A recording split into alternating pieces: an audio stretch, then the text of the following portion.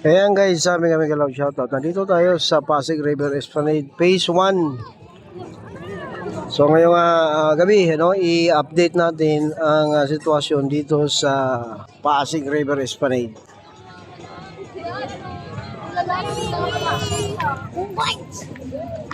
Hindi yan tinuro mo. Sino to?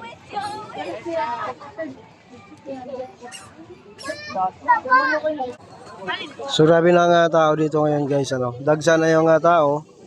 December 14, 11 days to go before Christmas. So ito, linggo nga na araw, kaya yan dagsa ang tao dito.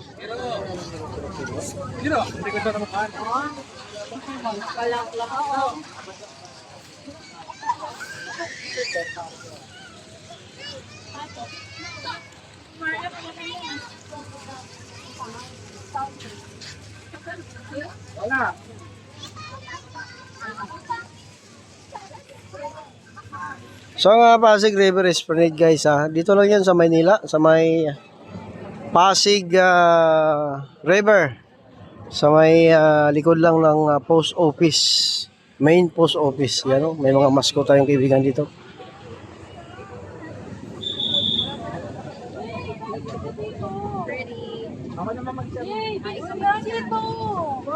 Ikot ka muna.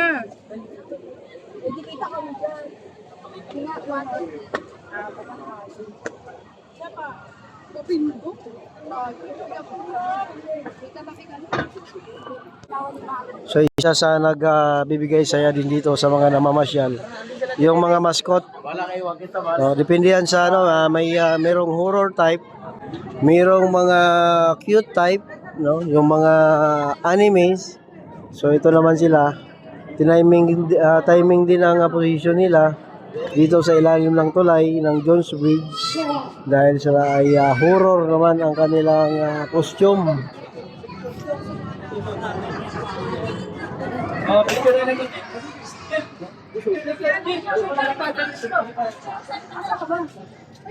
Kala ko si boss, yun ko rin sa boss.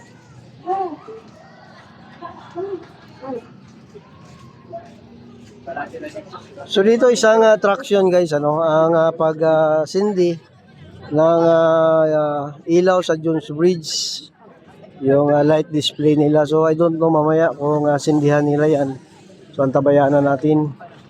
Pero for the meantime, pasyal ko kayo dito sa Pasig River Esplanade ngayong araw.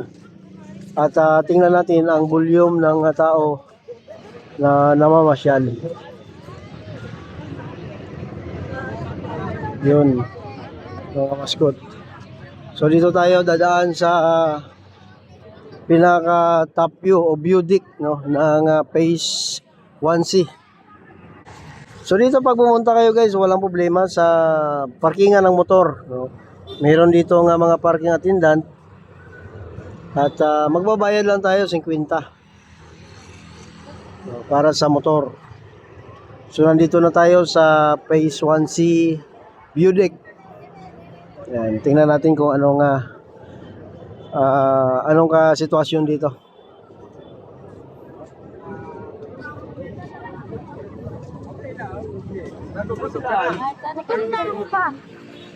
So marami-rami na rin yung tao.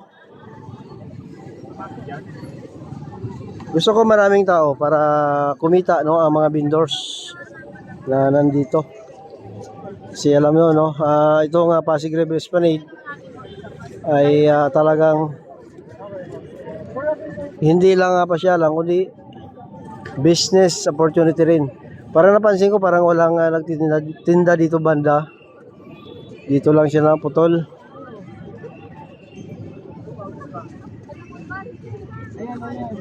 Yan. Itong grupo na to naka-uniform. I don't know kung lahat sila naka-uniform dito.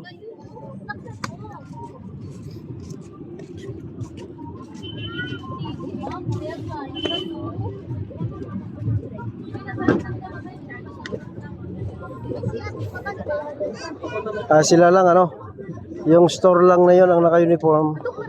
Yung iba ay wala.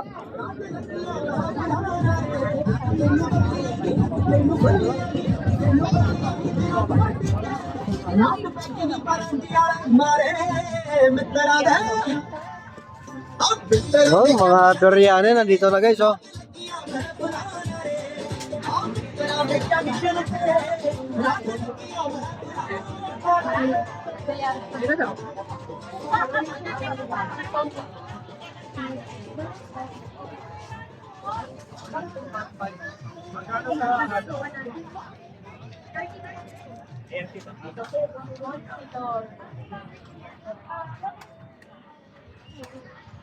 So marami ring tao dito sa may view deck.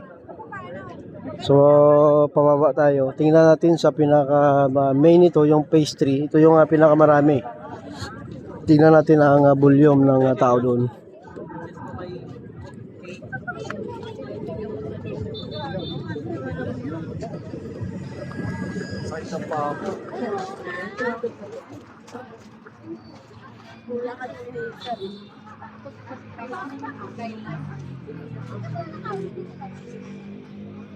At pababa na tayo sa ramp. Mukhang nakikita ko, mukhang maraming tao dito.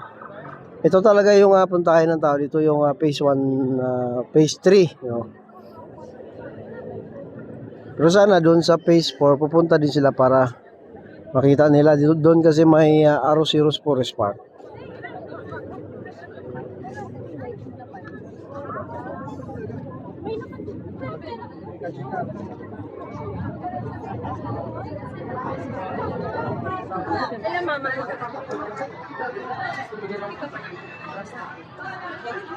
Yun, oh, maraming tao din dito. Oh. So another group na naman to ng mga nagtitinda ng pagkain. May meron ding RTW at saka souvenirs, you know. Siyempre, pati yung nagtitinda ng mga balon ay kumikita din. Hindi lang yung mga nagtitinda, pati yung mga mascot din, ha. Mas maraming tao dito. Mukhang nagkakagulo dito. No? Talagang takbuhan, no? Takbuhan dito, takbuhan doon. Yan ang mga mascot natin. No? Right. So, pati mga rides nandito guys, oh. Mga kiddies ay nag-enjoy din. Yan, napunta kayo dito, no? Maganda dito at saka masasarap ang pagkain. So, kakaiba naman sa mall. Sa mall kasi more on ang makikita nyo lang doon mga butik, no?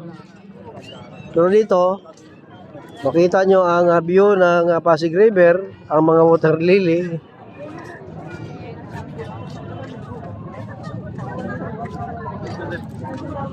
Yan, maraming nagtitinda ng balon. Iba na ang diskarte ng balon ngayon. May ilaw-ilaw na at may meron pang laman sa loob. Kung magtinda ka kaya ng dating balon, ano, may bibili pa kaya. Kasi alam ko dati yung original lang, yung di kulay, no, na balon. Yun lang.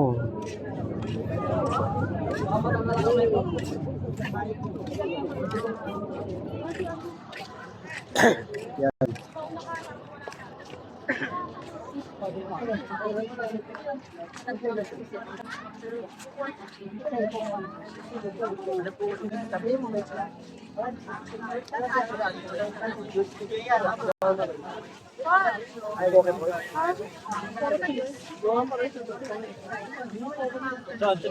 Yun, oh, another basket dito.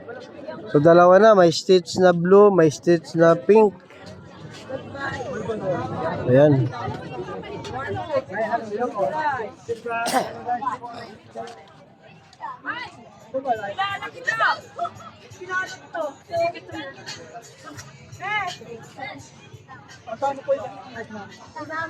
So ito na yung phase 3, no? Ito yung malapad at mostly dito namamasyal talaga yung maraming tao, you know. So kahapon, nakumpara nyo, dito rin ako kahapon guys, medyo mas marami-rami ngayon ang tao kaysa kahapon.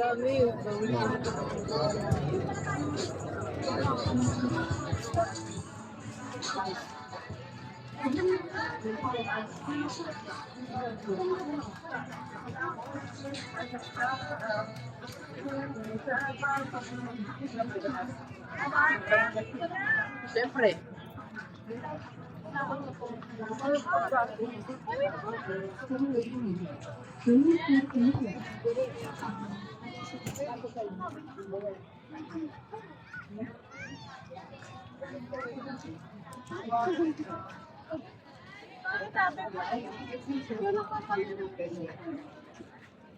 Yun, daming tao. Kitang-kita ngayon ang mga vendors. Yan ang gusto ko, kumita din sila, ano. Kasi alam ko nagbabayad sila dyan ng pwesto nila. At yung kanilang paninda, may puhunan.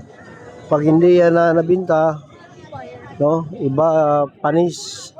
Maliban sa mga iyaw-ihaw kasi pwede yan na i-rep lang nila muna tapos kinabukasan naman kasi yan naman ay marinated, din hindi yan madali-daling mapanis.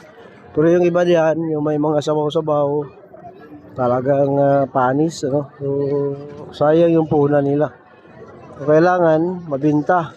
So, nakikita ko ngayon, mukhang makabinta, no, ang mga vendors dito. Yan ang gusto natin,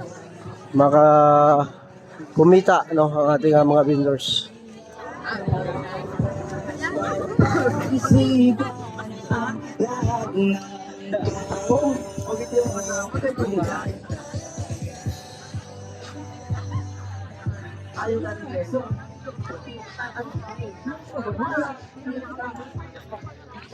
May tao na?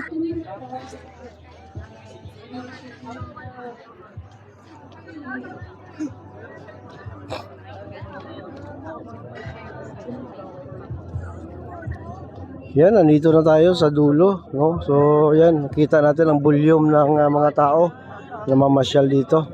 So, yan guys, dito na ako mag-end. Sa dulo naman, always natin nakita yan. So, paki-click like, share po ng ating video. Ang Pasig River Esplanade ay dito lang yan sa Maynila guys, ha. Kung iniisip nyo na sa ibang bansa.